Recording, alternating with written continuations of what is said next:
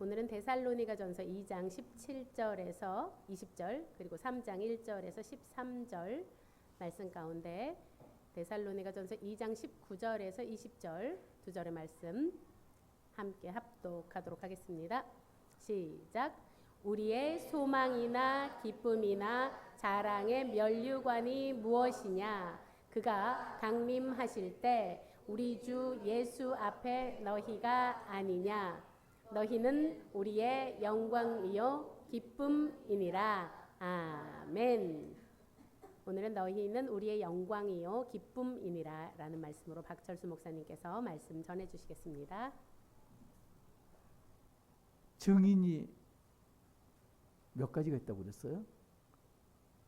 하나님이 내 증인이고, 그리고 내가 복음을 전하는 다른 사람들도 내 증인이고, 가장 중요한 게 뭐냐면 나는 하나님의 증인이다. 믿는 사람들은 지금 그 증인이라는 걸 잊어버리면 안 됩니다. 근데 이게 우리만 그런 게 아니고요. 세상 사람들도 증인이라는 개념이 있습니다. 사지라는 거 못 들어보셨죠? 사지. 팔다리 사지 말고 네 가지의 지, 알지자, 지. 하늘이 알고, 땅이 알고, 네가 알고, 내가 알고. 천지, 지지, 아지, 너 여자 싸고 여지. 아지 그러니까 송아지, 강아지 그게 아니고요. 천지, 지지, 아지, 여지하고 사지. 그래서 특히 이제 이렇게 나쁜 짓 할 때 이거 많이 하죠. 내가 억울한 일 당했어도 하늘이 봐, 땅이 알고 있어. 보통 그렇게 이야기하잖아요. 그러니까 세상 사람들도 증인의 개념을 갖다 씁니다. 하물며 우리 믿는 사람들은 하나님이 보고 계시고, 그리고 나를 알고 모르는 사람들이 보고 있고, 그리고 내가 나를 증인하시는 하나님의 증인인데 섣불리 행동할 수가 없잖아요. 그죠? 증인된 삶을 살아야 된다. 그런데 증인된 삶을 살던 바울이 어떻게 됐나요? 유대인들에 의해서 데살로니가에서 쫓겨났습니다. 쫓겨나서 베레아로 갔다가 베레아에서도 쫓겨나서 아덴으로 갔다가 고린도에 머물러 있습니다. 옮겨 다닙니다. 박해를 다니고 박해를 당하고 고난에 처해 있습니다. 그러니까 2장 17절 보면은 우리가 잠시 너희를 떠난 것은 얼굴이요 마음은 아니니 너희 얼굴 보기를 열정으로 더욱 힘썼느라. 너희 얼굴 보기를 힘썼다. 2장 17절. 3장 10절 보면요. 주야로 심히 간구하면 너희 얼굴을 보고 너희 믿음이 부족한 것을 보충하게 합니다. 그래서 오늘 본문은 2장 17절에 너희를 보고 싶다. 3장 10절에 너희를 보고 싶다. 보고 싶다는 것 사이에 오늘 본문이 들어있습니다. 자, 무슨 일이냐? 보고 싶다. 2장 17절에 너희를 잠시 떠난 것은, 여기서는 그냥 보면은 그냥 떠났다 그러니까 안녕하고 떠난 그렇게 생각하는데 그게 아니고요. 떠나다는 오늘을 보면은 어떤 뉘앙스냐면은 생리별하는 거, 부모하고 자식이 생리별하는 그게 떠난 거다. 옛날에 그거 했었잖아요. 그 남북 이산가족 만나고 그랬잖아요. 그 헤어질 때 생리별이잖아요. 옛날에는 생리별했지만 또 생리별 하잖아요.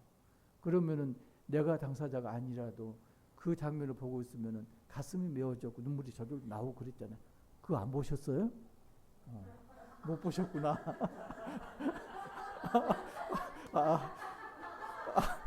저기 지금 이제 6월 2일인데 그 달만 가는 게 아니고 연도 많이 갔군요. 강아지가 집을 잃었어도 우리가 가슴이 메어지잖아요. 그죠? 지금 바울의 심정이 그러면요. 성경에 있는 거 사무엘상 6장 6절에서 7, 8, 9절까지 사무엘상 6장 7, 8, 9절 보면요. 어떤 일이 있었냐면은 엘리 대제사장의 아들이 누구죠? 폼니아 비느하스 블레셋과 전쟁에 나갔습니다. 여호와의 언약궤를 메고 전쟁에 참여했습니다. 그래서 어떻게 됐나요? 전쟁에서 졌습니다. 여호와의 언약궤를 블레셋에게 빼앗겼습니다. 그래서 그걸 다곤 신전에 넣어놨는데 다곤 신상들이 어떻게 됐나요? 눈을 떠보니까 그 다음날 아침에 발목이 부러져 있고 그 다음날 아침에 보니까 목이 부러져 있고 그래서 여호와의 언약궤를 이걸 어떻게 할 것인가 회의를 했습니다. 결론이 어떻게 됐나요? 시험을 해보자. 그래서 언약궤를 베세메스로 보내기로 이렇게 작성을 합니다. 그래서 세 가지를 하는데 시험합니다. 어떻게 하나요? 일단은 언약궤를 끌고 갈 수레를 준비해서 소를 준비합니다. 그냥 소가 아니고요. 새끼 달린 젖을 먹이는 소 한 마리가 아니고요. 2마리. 자, 새끼가 딸린 소 첫 번째, 두 번째 한 마리가 아니고 2마리. 그리고 세 번째 시험이 뭐냐면요. 베세메스로 가는 길이 평지가 아니고 비탈길이었다. 자, 지금 암소들이 송아지하고 억지로 생이별을 했습니다. 송아지가 따라온 게 아니고 송아지는 따로 집에 격리를 시킨 거죠. 소들이 어떻게 할까요? 새끼한테 돌아가려고 가진 애를 쓰겠죠. 그러면은 언약궤가 베세메스로 가나요? 못 가잖아요. 그래서 그럼에도 불구하고 지금 수레를 끌고 간다. 또 2마리 중에 2마리 다 온전히 새끼를 포기하고 베세메스로 향한다. 또 하나는 평지라면 그럴 수 있는데 평지가 아니고 비탈길을 수레를 끌고 간다. 이 세 가지 조건이 충족하면 이건 불가능한 일이 3번 겹쳤으니까 이건 여호와의 뜻이다. 그래서 그 언약궤를 보내야 된다. 돌려줘야 된다. 이렇게 하는데 어떻게 됐나요?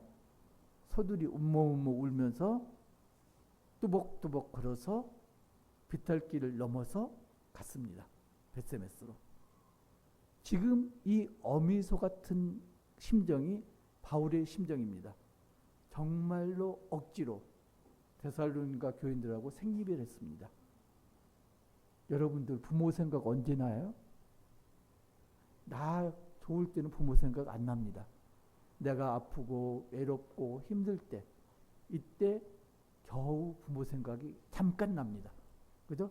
근데 반대로 부모는 24시간 자식 생각을 합니다.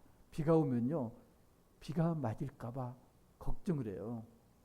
해가 쨍쨍 뜨잖아요. 더울까봐 걱정을 해요. 그리고 맛있는 거 먹으려다 보면 들어가지가 않아요. 얘가 먹었으면 좋겠는데. 그게 부모의 심정입니다. 내가 고난에 처했을 때 어떤가요? 자식 생각이 더 나죠. 내 자식은 이러지 않아야 되는데. 바울이 지금 그렇게 있습니다. 바울이 쫓겨다니면서 갖은 핍박을 당하고 공경에 처해 있습니다. 그 상황에서 데살로니가 교회에 놓고 온 교인들 생각이 더 나는 겁니다. 왜? 바울이 결혼을 했나요? 결혼하지 않은 걸로 알려져 있습니다. 바울에게는 자식이 누구다? 복음을 전해서 받아들인 교인들이 바로 자식입니다.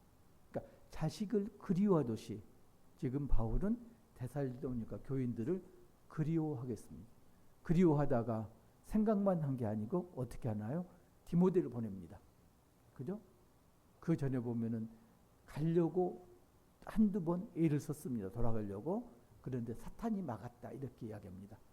그 사탄이 구체적으로 누굴까요? 핍박하던 유대인들. 이 사람들이 방해를 놓아가지고 데살로니가로 돌아가지 못했다.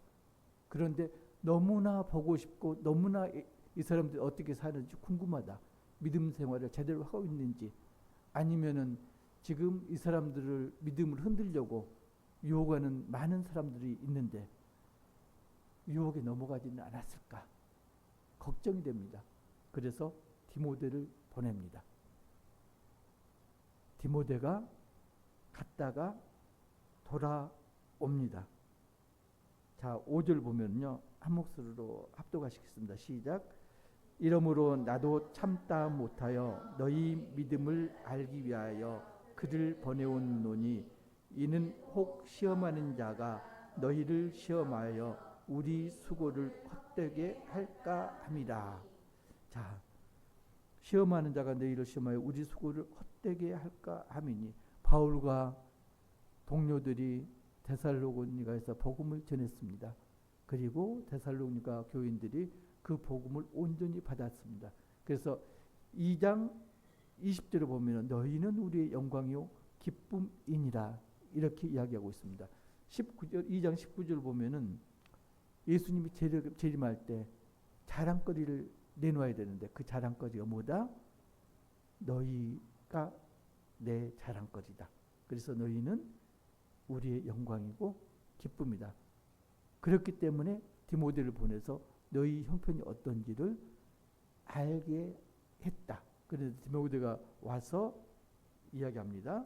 6절 보면 지금은 디모데가 너희로부터 와서 너희 믿음과 사랑의 기쁜 소식을 우리에게 전하고 또 너희가 항상 우리를 잘 생각하여 우리가 너희를 간절히 보고자 함과 같이 너희도 우리를 간절히 보고자 한다 하니 지금 데살로니가 교인들은 믿음 생활을 잘하고 있습니다. 그뿐 아니라 바울이 보고 싶어하는 것만큼 데살로니가 교인들도 바울을 보고자 합니다. 그래서 8절이 참 의미가 심상합니다. 그러므로 너희가 주 안에 굳게 선즉 우리가 이제는 살리라. 우리가 이제는 살리라. 여러분 그런 거 있었습니까? 자식 걱정을 많이 하다가 그 걱정이 해결됐습니다. 그러면 뭐라고 그러냐? 이제 살겠다. 바울 심정이 지금 그렇습니다. 이제는 살겠다. 바울이 지금 공경에 처해 있습니다. 그런데 걱정하던 데살로니가 교인들이 믿음 생활을 잘 하고 있습니다. 그게 바울에게 위로가 됐습니다. 아, 얘들은 정말로 우리가 교육시킨 대로 잘 믿음 생활을 하고 있구나. 이제 안심이다. 걱정할 게 없어. 위로가 됩니다. 그래서 바울이 겪는 고난은 아무것도 아니다. 자, 이제 살겠구나. 한숨을 놓은 겁니다. 그 다음에 보시면요. 아이들이 바울은 자식이 없으니까 누가 자식이라고요? 교인들이 자식입니다. 본문에서는 데살로니가 교인들이 자식입니다. 그래서 하나님께서 바울에게 누구를 위탁했다고요? 데살로니가 교인들을 양육하라고 위탁했습니다. 그러면은 양육을 어떻게 해야 되나요? 양육을 하는데 오냐 잘했다. 바울은 그렇게 양육하지 않았습니다. 부모가 자식을 사랑하듯이 사랑했는데 거기에는 뭐가 포함되어 있다? 권명과 경계와 질책도 포함되어 있습니다. 무턱대고 잘한다. 칭찬만 하지 않았습니다. 권면했고요. 경계도 했고요. 질책도 했습니다. 우리가 본문에서 배워야 될 게 뭐냐면은 우리가 우리 아이들을 양육하는데 바울처럼 양육을 해야 된다. 바울의 양육 방법을 본받아야 된다. 로이 바우마이스터? 아마 그렇게 사람 이름은 잘 기억 못하니까 아마 맞을 거예요. 미국 사회심리학자라고 그러는데 이 사람이 양육 방법에 대해서 주장한 게 있습니다. 자기 절제력을 길러줘야 한다. 자기 절제력. 옛날에요. 박정희 전 대통령. 박정희 대통령 못 봤을 거고, 그죠? 보신 분은 몇 분 있을 거고, 그죠? 근데 박정희 대통령이 어떤 말씀을 하셨냐면은 지금도 많이 회자되죠? 할 수 있다. 무엇이든지 할 수 있다. 그잖아요. 불가능은 없다. 그걸 박정희 대통령이 늘 입에 달고 살았습니다. 무엇이든지 할 수 있다. 근데요, 아이 키우는 데는 무엇이든지 할 수 있다는 사고방식을 아이한테 주입하면 안 됩니다. 지금 로이 바우마우스터가 주장하는 건 정반대 이야기입니다. 어떤 걸 주장하냐면은 안 되는 건 안 된다고 해라. 우리가 이제 부모 역할을 하면은 저도 마찬가지로 이제 지금도 부모고 옛날에 부모로 겪었지만은 아이에게 늘 미안하죠. 아이에게 늘 죄를 짓는 것 같아요. 제대로 못 해주는 것 같고, 그죠? 늘 미안한 생각을 갖고 있습니다. 그래서 아이가 하고자 하는 대로 그렇게 해주고자 하는 본능이 부모들 마음속에 있습니다. 그래서 안 되는 줄 알면서, 누가 불렀나요? 아까 가수 이야기 나왔으니까 안 되는 줄 알면서 왜 그랬을까?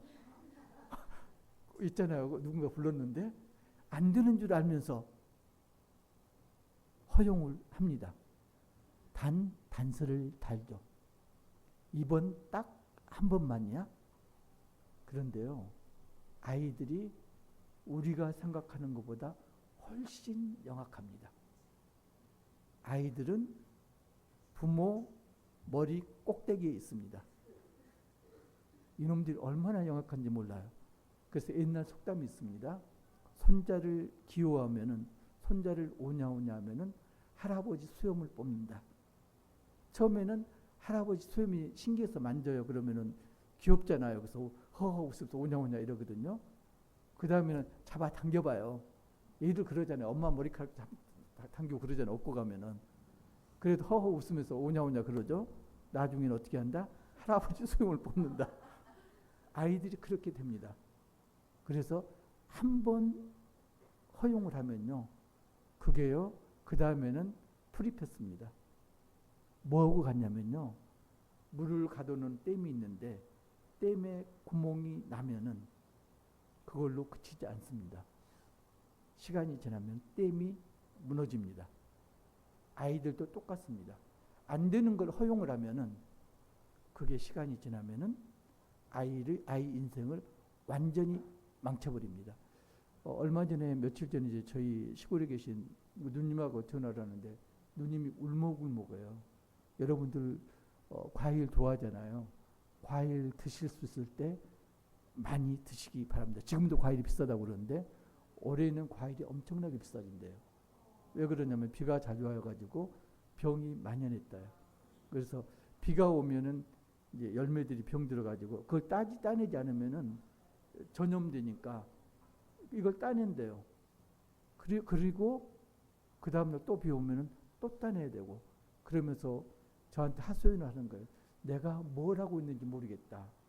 애들을 잘 키우려고 하는데, 자식 같은 애들인데 미처 자라지 못한 애들 똑똑 머리를 따고 있으면서 내가 지금 뭐 하고 있나, 이런 자괴감이 든다. 그래서 올해 과일 수확량은 아마 30%도 안 될 거다. 이렇게 이제 이야기를 하더라고요. 그러니까 지금 보세요. 그 과일, 병든 과일 아까워서 따내지 않으면 어떻게 된다고요? 그 나무가 망가지고요. 과수원 전체가 망가집니다. 아이를 그때 바로잡지 않으면요, 아이의 그 시절이 망가지고 아이의 인생 전체가 망가집니다. 시작은 어디서부터? 열매 하나 병든 데서부터 시작됩니다. 안 돼. 그러다가 이번 한 번만 하는 순간 아이의 한 시절이 망가지고 일생 전체가 망가집니다. 여러분들 안 된다고 할 때 안 된다고 하시나요? 그걸 하셔야 돼요. 시편에도 나오잖아요. 시편에도 잠언에 나오죠. 잠언 13장 24절. 매를 아끼는 자는 그의 자식을 미워함이라. 자식을 사랑하는 자는 근실이 징계하느니라. 그냥 징계하는 것도 아니고요, 근실이 징계하느니라. 그 다음에 29장 잠언 29장 17절을 보면요, 내 자식을 징계하라. 그리하면 그가 너를 평안하게 하겠고 또 내 마음에 기쁨을 주리라. 나이가 먹으면요, 기쁨하고 자랑거리가 뭘까요? 돈, 지위, 명예, 자식밖에 없습니다. 남는 건 자식이에요. 특히 이제 손주들, 자식 기를 때는 정말로 온전히 내 책임하에 있으니까 정신이 없거든요. 정말로 사랑을 주고 이뻐할 틈이 없어요. 근데 손주는 한 발짝 물러나서 볼 수 있거든요. 오로지 사랑만 주면 돼요. 그래서 정말로 이제 이쁩니다. 그래서 낙이 뭐냐면은 얘 생각하고 만나는 게 낙이거든요. 그게 기쁨이에요. 그래서 보면은 이제 그런 이야기를 하죠. 그 손자는 노인의 멸류관이요. 그리고 아비는 자식의 영광이니라. 어딘가 나 잊어먹었네. 어디 나오지?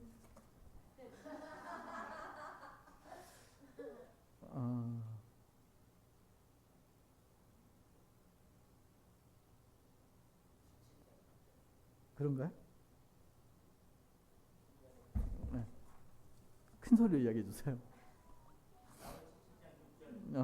잠언 17장 6절. 예. 그러니까 손주들이 멸류관인 게 뭔가요? 멸류관은 건 상으로 쓰는 거잖아요. 그죠? 손주들은 결과적으로 내가 자식을 잘 키웠고 자식이 손주들을 잘 키워가지고 내 자랑거리다. 내 멸류관이다. 그런데 의미가 심상한 게 그 다음이에요. 자식이 아비의 자랑이라고 안 그랬어요. 자식이 아비의 영광이라고 안 그랬습니다. 반대로 아비가 자식의 영광이니라. 영광이란 게 자랑이거든요. 여러분들 잘 생각해야 돼요.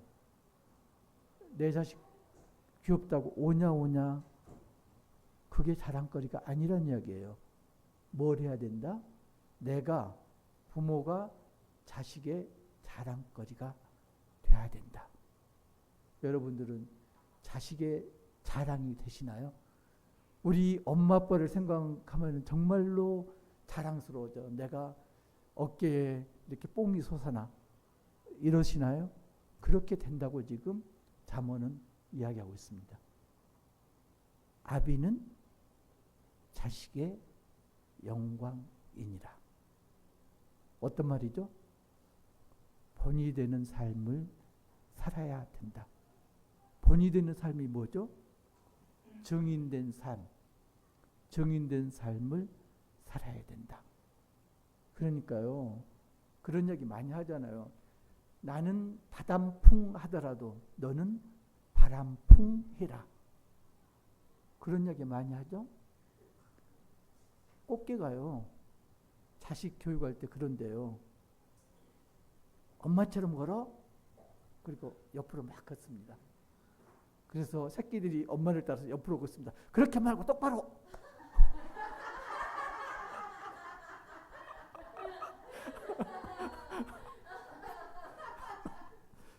걔가 그런데요. 근데 그게 웃을 게 아닌 게 우리 부모들도 그렇게 하고 있지는 않은가. 나는 지금 개걸음치고 있으면서 내 자식한테 똑바로 걸어. 이렇게 한지 하지는 않은지. 정말로 그건 우리가 가슴에 손을 얹고 생각을 해봐야 됩니다. 자식이요, 부모 눈 밖을 벗어나면은, 커서 품을 벗어나면은 해줄 게 없습니다. 할 게 뭐가 있나요? 기도밖에 없어요. 기도 외에는 할 게 없습니다. 아직 그런 경험 안 당해보셨죠? 우리 박혜경 집사님 아마 몇 번 경험했을 것 같고, 수술실에 있으면은 내가 할 게 아무것도 없어요. 기도밖에. 그죠? 자식 위해서 할 게 아무것도 없어. 저는 그걸 당해봤거든요. 몇 번 제가 이야기했는데, 우리 딸이 하와이 열방대학 갈 때 공항에서 잡혀서 구치소에 억류됐습니다. 내가 할 수 있는 게 아무것도 없어요. 뭘 어떻게 할 거예요? 기도밖에 할 게 없잖아요. 내 딸은 거기서 어린애가 얼마나 겁이 났겠어요. 아무도 없는 미국에서, 그것도 공항에서 잡혀가지고 구치소에 갇혀 있으니 부모 할 수 있는 게 없어요. 기도밖에 없어요. 여러분들 만약 아들이나 딸을 유학 보내면은 며칠에 한 번씩 전화할 것 같아요? 어떤 부모들은 날마다 전화를 합니다. 통화가 안 되면 잠을 못 잡니다. 그렇게 하면 아이 버려요. 저희는요, 몰라요. 제가 조금 무정한가? 저는 전화 한 번도 안 했습니다. 미국에 있는 동안 우리 딸애한테 전화 한 번도 안 했습니다. 모르겠습니다. 내 아내는 전화를 했는지 안 했는지 모르겠는데 우리는 전화하지 말자 그랬거든요. 아니, 우리는 전화하지 말자 그랬어요. 왜 그랬냐면 그 사건을 겪은 다음에 우리가 뭐 전화해서 될 일이 아니다. 만약에 무슨 일이 있으면은 전화하기 전에 전화를 한다. 전화가 안 온다는 이야기는 잘 있다는 이야기다. 전화를 안 했습니다. 전화 한 번도 안 했습니다. 근데 아내는 몰라요. 했겠죠. 몇 번. 아무튼 그러다 보니까 뭐 전화가 한 2주에 한 번 오기도 하고 어떤 때 한 달 넘도록 안 오기도 하고 그러면 속이 부글부글 끓죠. 걱정되고. 그렇지만은 안 했습니다. 전화한다고 해결될 문제가 아닙니다. 눈앞에서 애들이 잘못한다고 이걸요, 그 상황을 보고 화를 내서는 해결되지 않습니다. 뭘 해야 된다고요? 기도를 해야 됩니다. 그리고 그 전에 뭘 해야 된다고요? 징계를 해야 됩니다. 징계하는데 시기가 있습니다. 그 시기를 놓치면요, 징계를 할 수 없습니다. 우리 서린이 보고 여러분들 감탄을 했잖아요. 아마도 모르긴 몰라도 여정호 목사님 너무한다 했다 그렇게 생각했던 분들이 상당히 많을 것 같아요. 특히 이보람 간사님 말고 정현진 집사님은 아마 속에서 부글부글 했을 수도 있어요. 그죠? 왜 저 어린이를 저렇게까지 앞에 나와서 울고 싫다고 그러는데 시키는가? 근데 어떻게 됐어요? 웃으면서 하잖아요. 더 할까요? 그러잖아요. 오늘 아침에 그러더라고요. 더 할까요?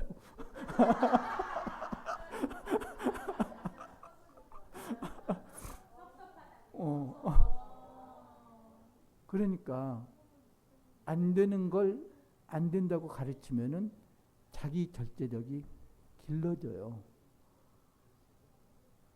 그게 아이의 자산이 됩니다. 요즘 그런다면서요. 결혼해가지고요, 둘이 제대로 살지를 못한대요. 그 중간 누가 있어야 된다? 엄마가 껴야 된다. 엄마가 없으면은 가정생활이 이루어지지가 않는데요. 모든 게 엄마를 통해서. 애들이 어떻게 자라느냐? 모든 걸 엄마가 해결해줬고, 엄마 아빠가 집사였거든요. 그래서 일만 생기면은 모든 걸 해결해줬거든요. 성인이 되면은 자기 앞가림은 자기가 해야 되잖아요. 대학교 갔는데 수강 신청하는 걸 엄마가 하죠. 엄마가. 그리고 성적이 잘못되고 이걸 수정을 해야 되는데 누가 하나요?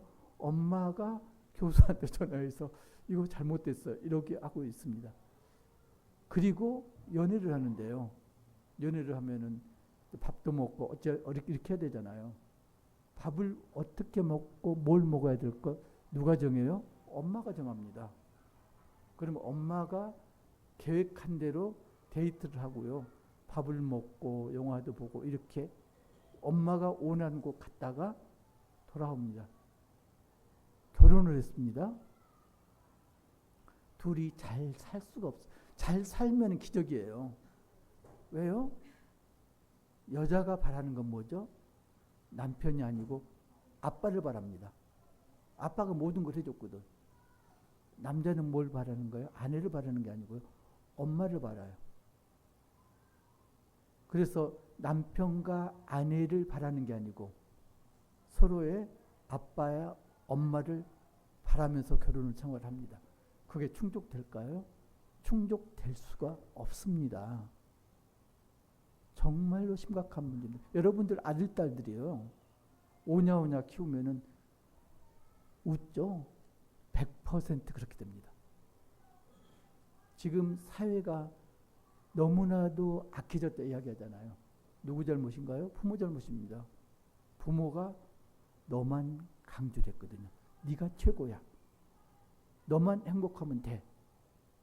심지어 가정에서도 그런 걸 일어나잖아요. 반찬을 누구를 위해서요? 가족을 먹기 위해서 반찬을 만드는데 그게 아니에요.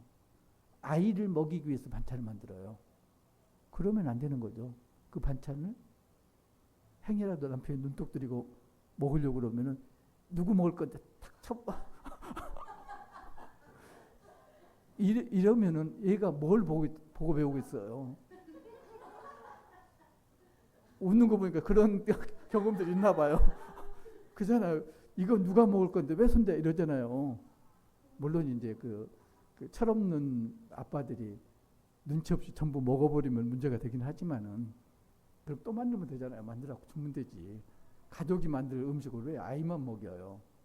그리고 나도 먹고 싶은데 아이만 먹이잖아요. 물론 이제 그건 이해를 해요. 농부들은 논에 물 들어가는 졸졸졸 물이 흘러 들어가는 소리 들으면 배가 부르고요. 부모들은 자식 입에 밥 들어가는 거 보면은 저절로 배가 부르다. 저도 그 심정은 이해를 해요. 근데 심정을 이해하고 마음이 배부른 거고 실제 배부른 거하고는 달라요. 가족이 식구라는 게 함께 음식을 나눠 먹는 공동체거든요. 그러면 아이만 먹으면 식구가 아니에요. 같이 먹어야 식구죠. 말씀을 정리합니다. 바울은 하나님의 종으로서 그리고 증인으로서의 고난과 책무와 의무를 다했습니다. 교인들을 자식처럼 사랑하되 필요하면 권면하고 징계하고 경계를 했습니다. 바울에게 있어서 교인들은 자식입니다. 영적 자식이죠. 하나님은 우리에게 육적 자식을 맡겨주셨습니다. 뭘로요? 자식은 여호와의 주신 기업이요 태의 열매는 그의 상급이려다. 기업과 그 다음에 기업을 잘 운영하면은 상급을 주시겠다고. 이게 시편 127편 3절 말씀이죠. 이렇게 우리에게 기업으로 주셨습니다. 육적 기업을 주셨는데 우리가 나중에 주님 앞에 섰을 때는 어떻게 해야 된다고요? 육적인 것으로는 주님 앞에 설 수가 없습니다. 우리 자식들을 육적으로 아무리 잘 키워도 주님 앞에 설 수가 없습니다. 우리 자식들이 주님 앞에 서려면은 영적 자식으로 거듭나야 됩니다. 그래서 어떻게 해야 되나요? 아이를 잘, 물론 이제 그것도 중요하죠. 배부르게 잘 먹이고 잘 키우는 것도 중요한데 보다 중요한 건 뭐다? 영적으로 양육을 시켜야 된다. 그러려면 어떻게 해야 되나요? 기도해야 되고요. 그리고 공동체에 함께 참여를 해야 되고요. 그래, 너 공부해. 시험 보지? 공부해야지? 주일날 그래서는 안 된다는 이야기죠. 함께 예배를 드려야 되고요. 그래서 에베소서 6장 4절을 보면은 또 아비들아 너희 자녀를 노엽게 하지 말고 오직 주의 교훈과 훈계로 양육하라. 주의 교훈과 훈계로 양육하라.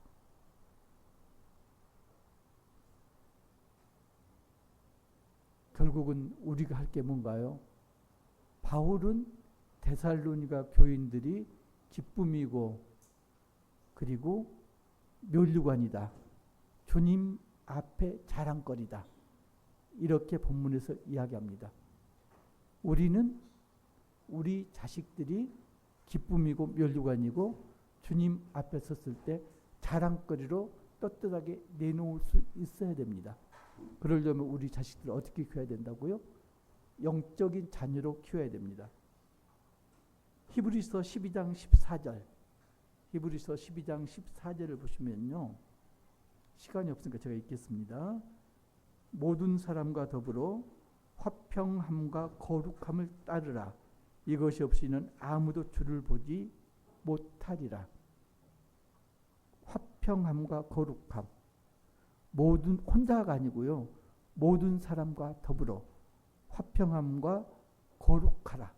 화평하고 거룩하라. 그래야 주님을 볼 수 있다. 여러분 자녀들을 아무리 세상적으로 똑똑하고 잘나게 키워도요. 화평함이 없고 거룩함이 없다면은 주님 앞에 설 수 없습니다. 여러분들이 주님한테 나 아이 잘 키웠어요. 자랑거리로 내놓을 수 없습니다. 여러분들은 여러분 자식들을 아들과 딸을 자랑스럽게 여기나요? 면류관으로 생각하시나요? 주님 앞에 주님이 재림했을 때 주님 앞에 주님 내가 맡겨두신 주님의 기업을 이렇게 영적으로 잘 키웠습니다. 자랑거리로 내놓을 수 있나요?